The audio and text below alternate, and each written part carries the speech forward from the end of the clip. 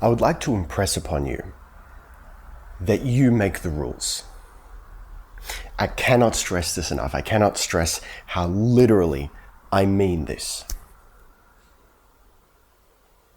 So whenever we look for interpretations, whenever we look for messages, what you must understand is that ultimately what it means to you is what it is. We're going to go deep with this. I'm going to explain it. So the reason I'm making this video is I had a little spark of inspiration. So here's an analogy. I was looking up a song that I'd heard. I wasn't sure what it was called, so I was digging for what the song actually was. I think it's called "I'm the Antichrist to You." Yeah, haunting lyrics, beautiful song, very ambiguous as to what it's about, which is why I was so interested in it. Because I'm really fascinated by lyrics, poetry. I love it. So sometimes when I can't quite penetrate the meaning of a song, I will look for interpretations from other people.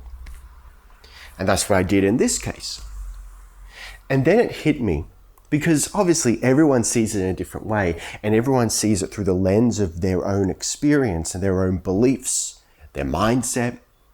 And you could see this quite clearly because people were conscious of it. They're like, to me, it reflects this very specific relationship I had with this person, is what some people were saying. Now, obviously, they don't believe that the songwriter somehow wrote the song specifically for them, right? So they know they're interpreting it. So therefore, we can infer that the songwriter had one intent and the listener perceived a different meaning from the song than the songwriter initially intended. Now, which meaning gives the song more power? That's the point I'm getting to. If a song means something to you and you feel a specific emotion from it because it makes you, it conjures up a certain feeling, something you've experienced, it hits you in a very specific way, and then you find out, well, the song's actually about something completely different. Does finding out that original intent enhance the power of the song for you? I don't know about you, but for me, it doesn't.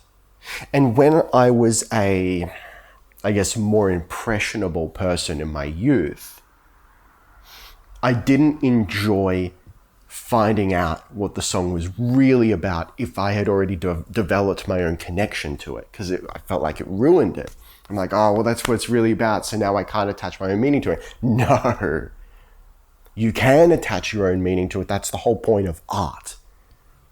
But here's the thing. Our entire reality is a work of art. So I grew up around, I would say, you could say spiritual role models, potentially, you could put it like that. So people who are much older than me, who seemed to have a lot of the answers when it came to spirituality. And it was a lot of, oh, well, this has happened, so that means that. Definitively, that's what it means. Says I, because someone told me. When you see this color, it means that. And when you dream about this, it means that. And when you wake up at this hour, it means that. And when you have pain in this part of the body, it means that. Okay. Without going too far into it, there's basis for that. And I do believe there is some truth behind it.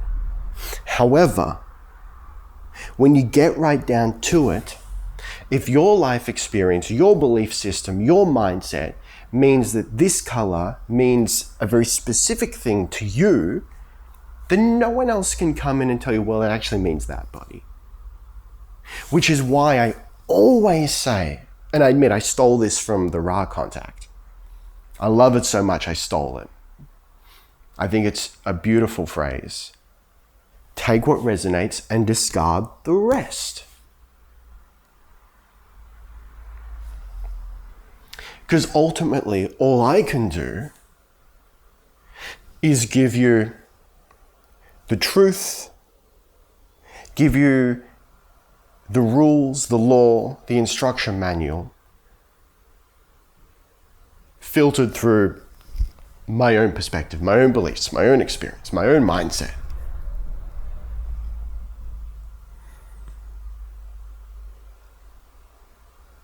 Which doesn't mean that the underlying wisdom isn't correct, but the way that I say it may not resonate with you, may not find meaning with you.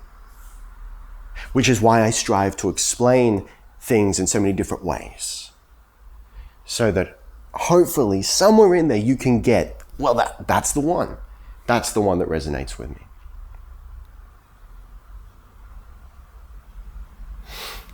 So what this allows us to do is stop seeking external confirmation and start defining the true internal meaning. So if we're looking for signs, for example, whatever feels right, whatever makes the most sense, will be the truth. Why? Because the world around you is a reflection of you, and that is your perception of the meaning of that event. You understand what I'm saying? I'm not saying necessarily some wishy-washy, well, whatever you want it to be is correct. You know. What I'm saying is it is literally correct because it comes from you. If your world is you standing in front of a mirror, then nothing in that world can come from anywhere except for you. So why would you look for meaning? Why would you look for someone else's meaning in your reflection? You know, it's like you're getting dressed, you're looking at yourself in the mirror, and you go, well, hang on, can you have a look at this? Is this correct? How are they going to know? It's your reflection.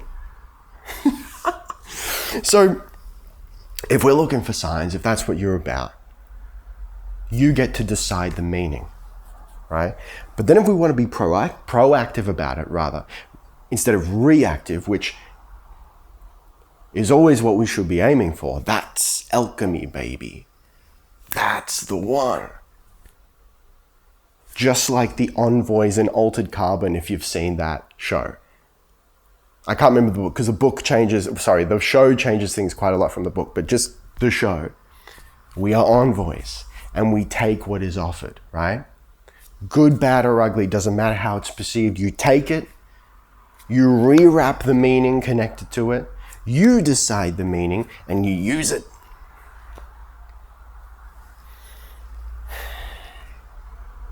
So, are you broke? Or are you motivated? How can you be motivated to make money if you never feel that you don't have it?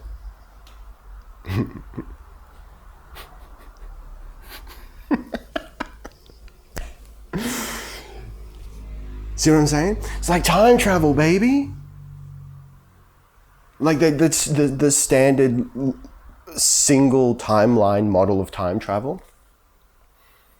If you are motivated to go back into the past to change your present or your future, well, it won't work, will it? Because the moment you change it, you lose the motivation to change it.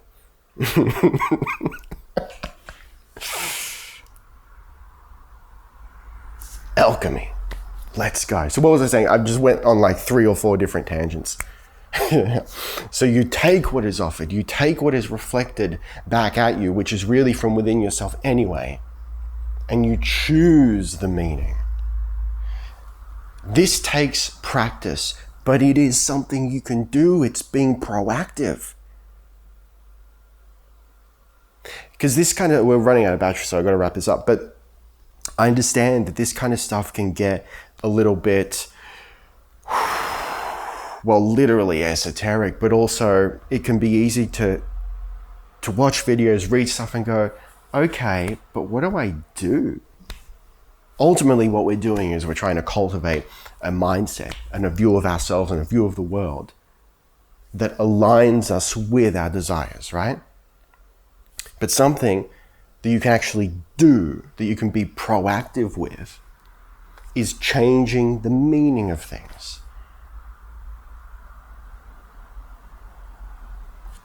So, are you alone tonight because you're a loser? Or are you alone tonight because you need time to work on shit? You need time to work on yourself. You need to rest and appreciate the alone time for all the fun that's coming up in the future. Are you broke because you don't have any money? I guess that's the literal definition. But is it there because you failed, or is it there so you can have a rags to riches story? Did you have a tough time for whatever reason, whatever you want to tell yourself? Or did you need to go through the shit so that you can teach people how to get out of it in the future? There's a reason for everything, but more to the point, you get to decide the reason, and that is what creates your reality. As always, take what resonates and discard the rest.